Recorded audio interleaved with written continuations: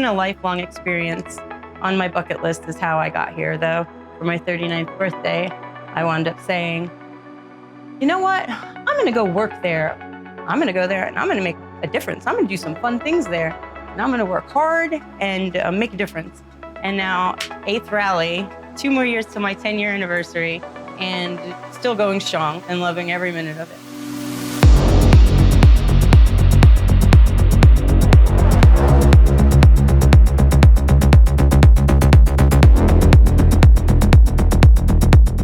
I'm not at the main bar with the other veterans. I've got my little spot. It's a little VIP shack right next to the stage, and it's awesome. I love every part of every spot I'm at. The customers are all so happy to be here, so it's really hard to like not be just like smiling and happy, serving people who are so happy to be here too, you know? And I got to meet people from all over North America who had interesting stories to share. I have connected on so many different levels with customers, created friendships, and it's just incredible, just the kind of people that you meet.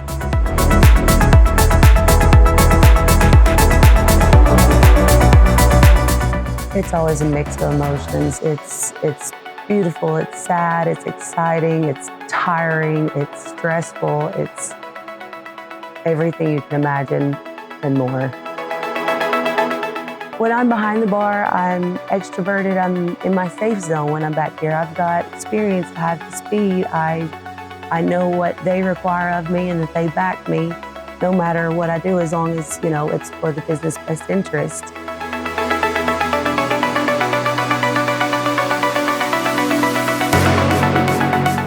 It's been hot, it's been perfect, it's been beautiful, and it's the best year we've had at the pool.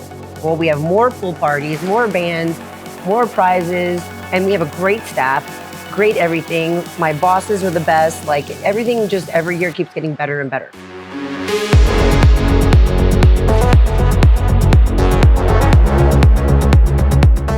So everyone's like, bucket list. You do this bucket list thing. So in my bucket list, it was Full Throttle. I wanted to become a Full Throttle Saloon girl so bad.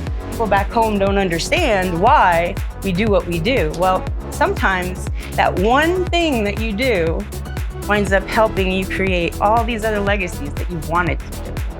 The more and more we together as a group do this, and that's why I keep coming back, and I come early and I stay late. Well, also because Michael's like, well, if you want it, you're gonna have to do it yourself too. You want it like that, you're gonna have to do the muscle work, and I'm not afraid to get my hands dirty at all, or learn how to do it.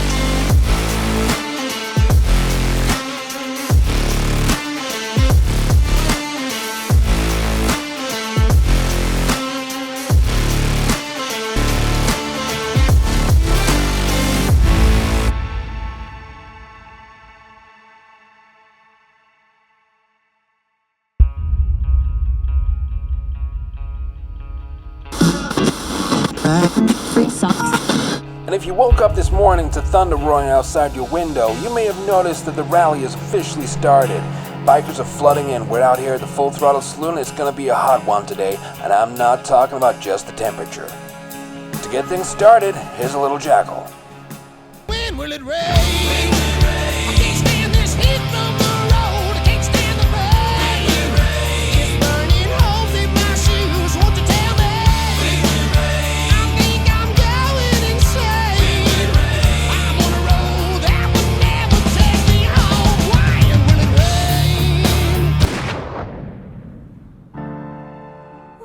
I don't believe there's another bar that you can go to or facility that you go to that has this kind.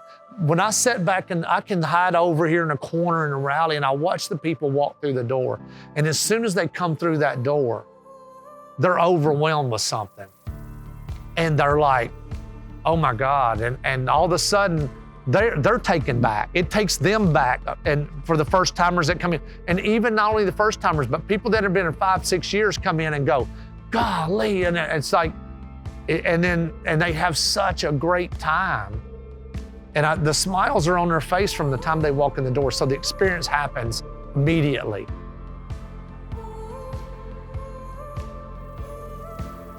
Experience happens as soon as they come down that highway.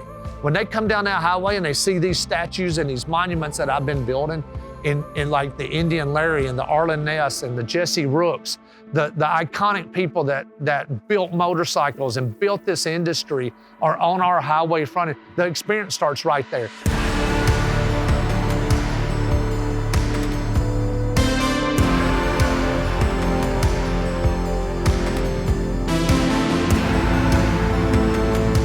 And this whole parking lot fills up, and this bar fills up, and when it's in when that heart beats thumping in this place, it's iconic.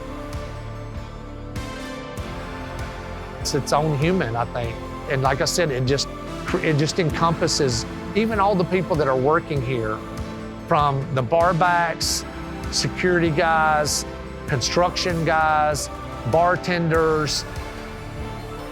That camaraderie that happens is over the top. And they are bonded by this place. Will you marry me, Ashley? Yeah. It's something special, man. I can't explain it, you have to experience it. And if you walk through that door with an open mind and an open heart, it will grab the hold of you and pull you in. I'm Joanna. I am from a really small town called Bernie. It is in Northern California. I really love what I do. I'm a bartender. I get to meet the most amazing people. Currently, I am working at a barcade. You know, you have your like little close-knit family and you become secure and you know, you feed off each other when you're bartending. So I was a little bit nervous working the rally, just having new coworkers. The first time you really meet all the other bartenders is at the orientation with Sean and Angie. You get to see who you'll be working with, and it was fun because that is where you first start to build those bonds with each other. We usually work through orientation because we come in early for rally and let the other girls come in and get the full feel for it. So we don't always get to meet the new girls right off the rip. We kind of see them as they trickle out of the meeting and like, oh, look at this one, and that one's got some cool hair and this outfit. And, you know, some will shuffle to the bar and introduce themselves while others will, you know, you don't really see them until they're cashed in their money. And I can imagine how scary it is for them coming in to this 650 acres and having no idea what to expect.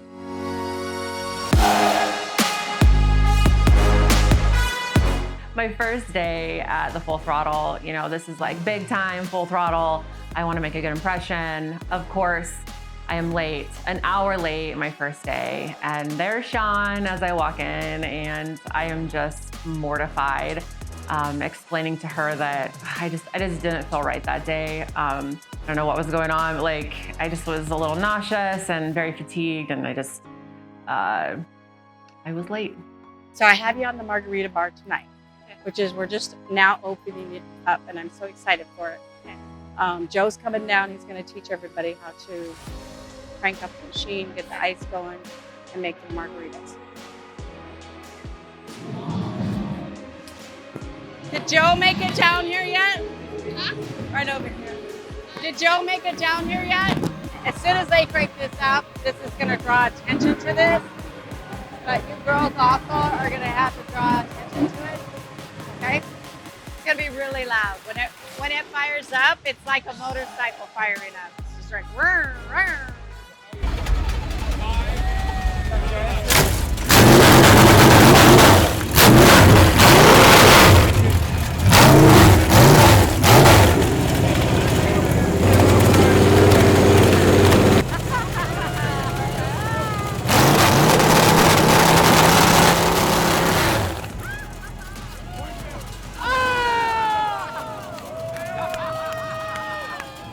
about the other bartenders, but I was really skeptical that this margarita engine was gonna work at this point. But Joe worked his mechanical magic and off it went.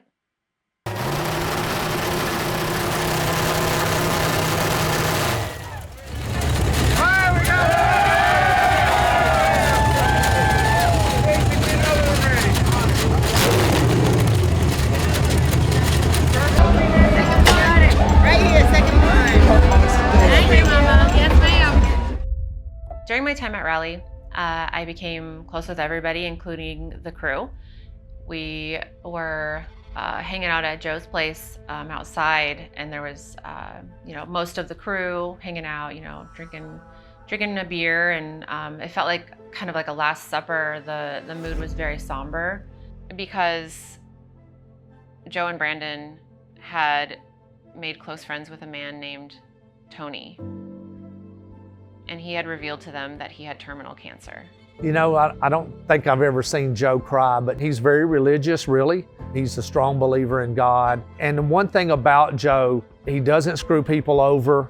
He don't believe in any of that kind of stuff at all, no matter what it is. He don't believe in taking advantage of people, never has. He's got morals and standards with that, even if it ends up costing him.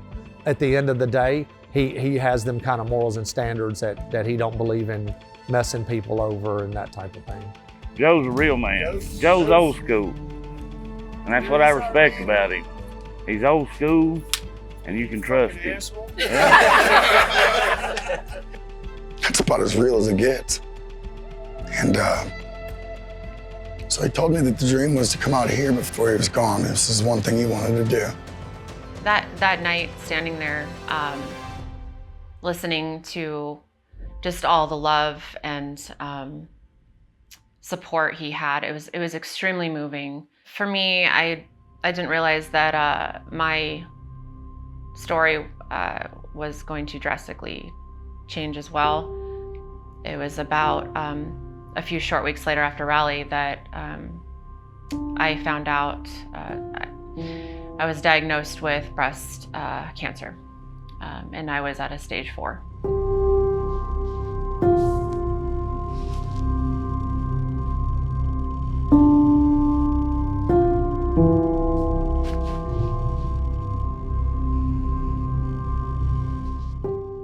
Hearing the words that you have terminal cancer,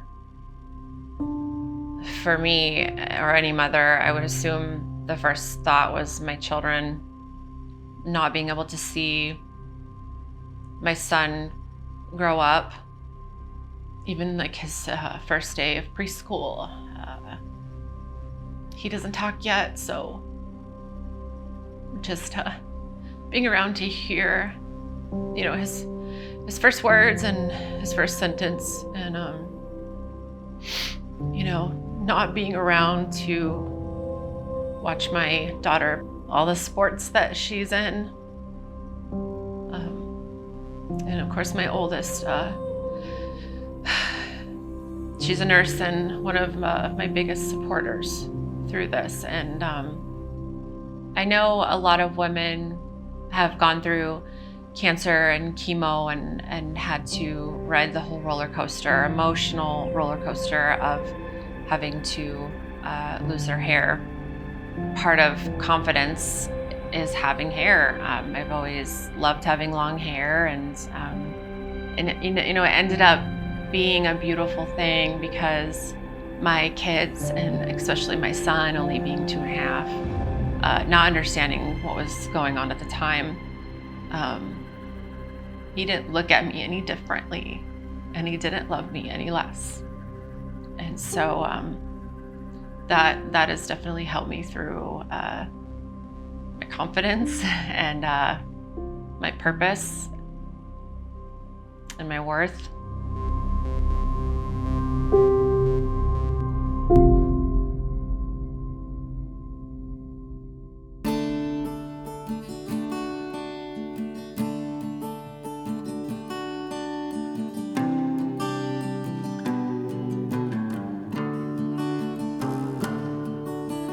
Plant a tree up on the hill, Days go by on your windowsill, and you're standing in its shade.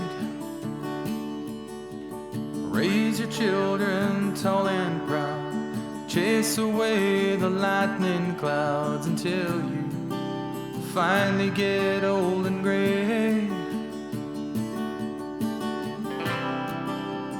We all fade away.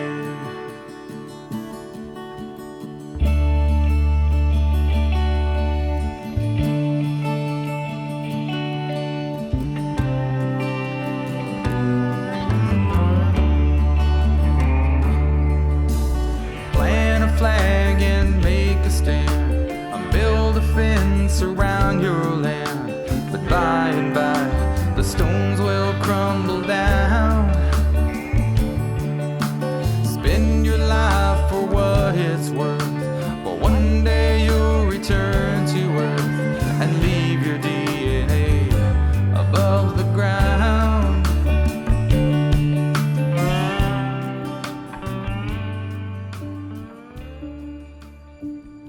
Yep. It looks just like 1977, I was 6 years old, and these bikes was about equal to Brooke Shields, our favorite fossil. Oh yeah, The perfect 10. Yes. they had the posters. We're gonna go for a ride, man. Well, they just burned all that out. Did anybody get the video of Tony with the bull attacking the scraper? I don't know if we're going to get to go out to the track. This storm is rolling in real quick.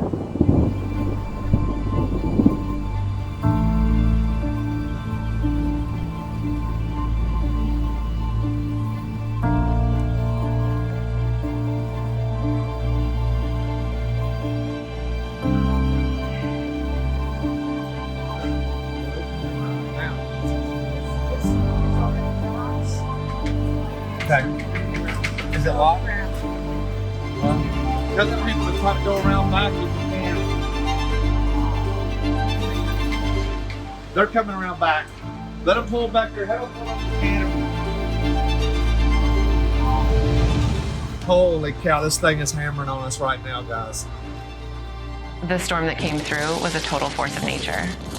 What it demonstrated was that complete camaraderie between the crew that Michael is always talking about. See if I can go back here. It's crazy because it's right over the top of the throttle right now. Golly. It just blew that building apart. Everyone just wanted to make sure that we were all okay and that the guests were safe. Pull on up right here. Come this way. Come on. Jamie, make sure Kim gets in here.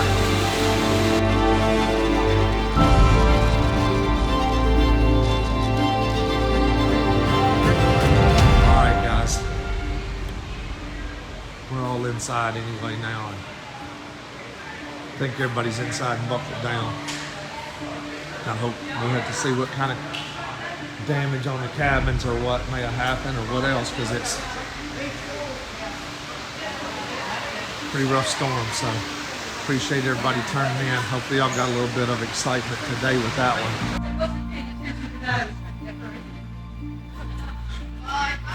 Did you get wet? Yes, I got wet. Holy cow. The background of Full Throttle Saloon and who we are is quite unique. We live together, we work together, but we've created an environment.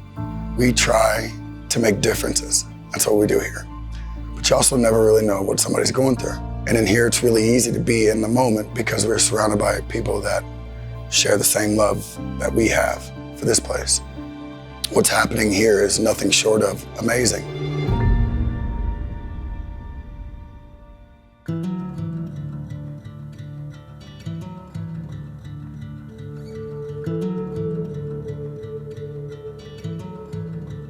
I've never been lonely.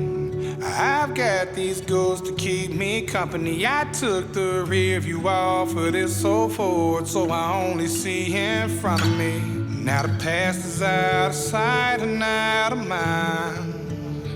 So I changed, now I'm back chasing these white lines.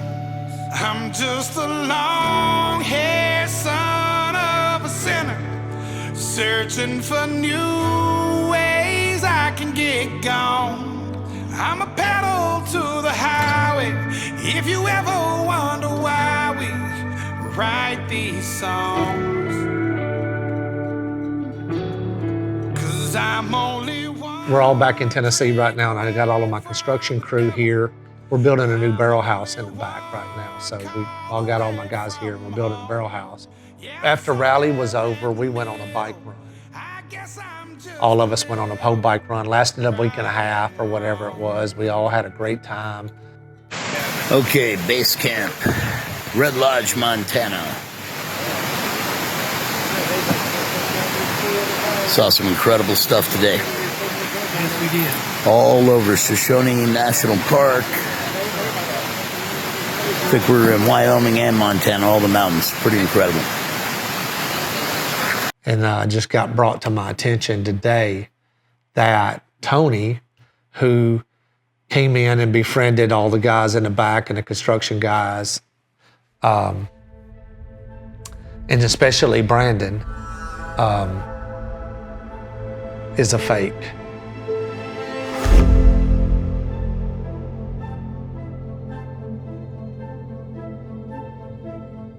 What happened was, since he's been gone now, I guess all the guys have been talking about just different red flags that were popping up from the guy throughout the summer and the rally and time that he's been there.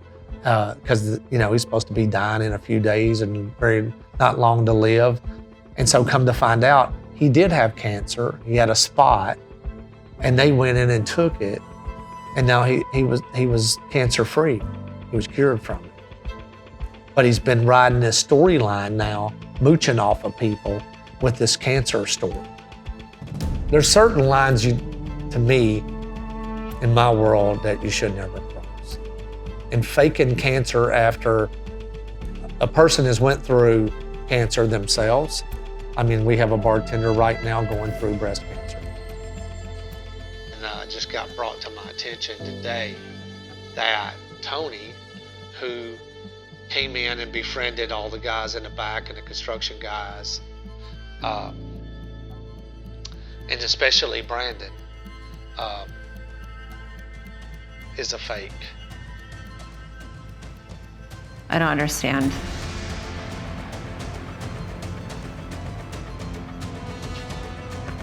I just need a minute.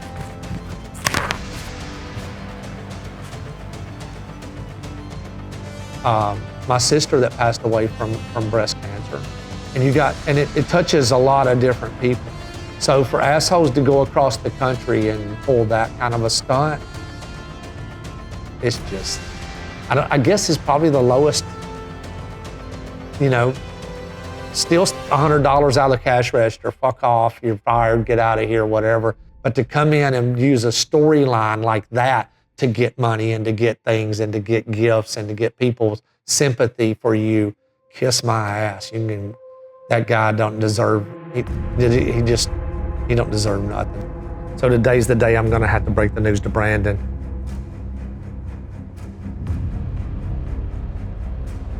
And she told Denzel that he had had cancer before, but they'd had surgery and they got it all, and he was cured from it. So I've known about all this for 2 days. And this shit has affected me so much that I have had to create a week to be able to process anything, and I have not talked about any of it yet. I really hope that if Tony has any integrity about him whatsoever, that he'll come back and be like, hey guys, this is what took place, this is where I was at, this is where I am now. This storyline is going to tell itself with the days and the months to come. God bless the guy if he's truly passing away with cancer, because it's one of the most horrific fucking things there is on this planet is cancer. I've lived through it with my sister passing away. I know firsthand. And God bless him if he's truly dying of cancer. But if he's not dying of cancer and this is all a hoax and some bullshit to take advantage of people, then I don't know what to say besides it's just shitty. Maybe it started off innocent and then he got into it and didn't know how to back out of it. But all he had to do was come to us and say, hey, you know, I did have cancer and I did have this, and now maybe it's in remission and things like that.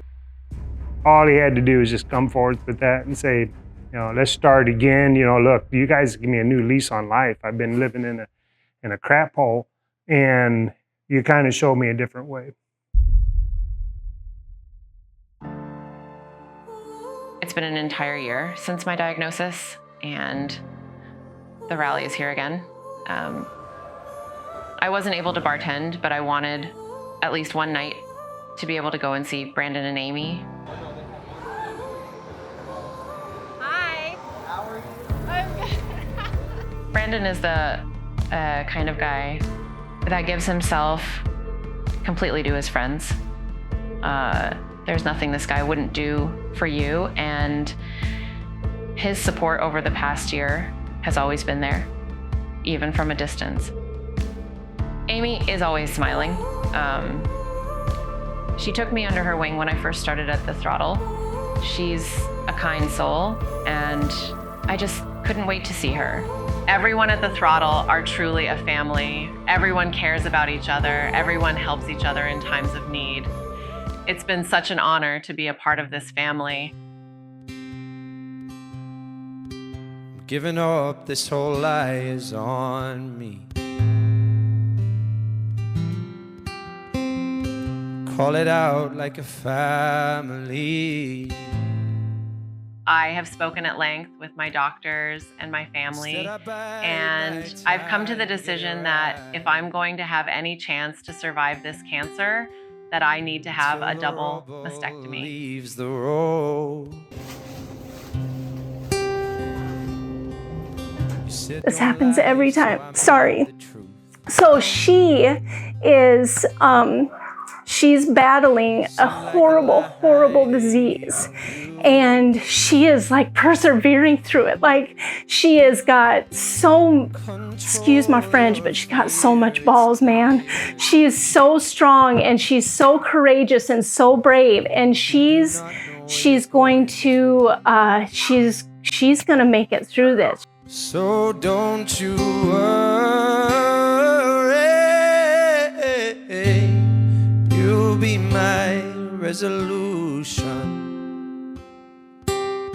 She's not thinking about yesterday, she's thinking about tomorrow. She's being present in the moment. It's devastating. I feel like my womanhood is being taken away from me. But I want to survive, I want to live. I want to wake up each day knowing that I get to see my kids and my loved ones again. 1 month down and it's inside.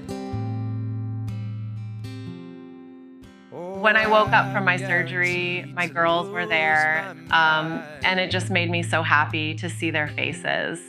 And Tristan said that our son, Winter, was just so excited knowing that he was coming to see me. He doesn't know what's going on. He doesn't understand any of this. Characters of no illusion. You will be my resolution.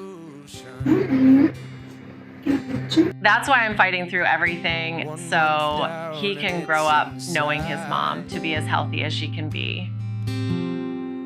Oh, I'm guaranteed to lose my mind. There's a lot of fight left in me, and I won't let this take me.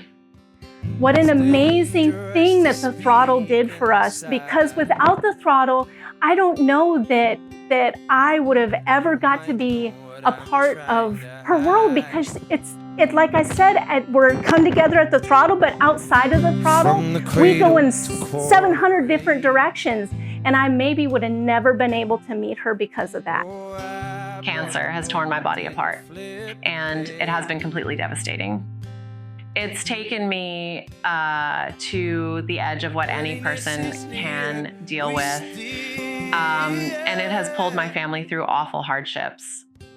But what cancer did give me was a new understanding of what life really is, that we get one chance and that we need to live it to the fullest.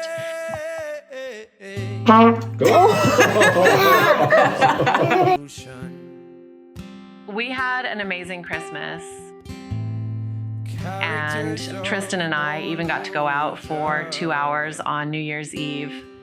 1 in 8 women will be diagnosed with breast cancer in their lifetime. I don't believe that God punishes people, but as a believer in Him, I believe that He has us go through these trials in our life to prepare us for an even greater purpose. I plan on riding this throttle called life until God's plan is to empty my tank and I'm sent home to be with Him. Their family, they belong here. As long as they want to come here, they got a place here.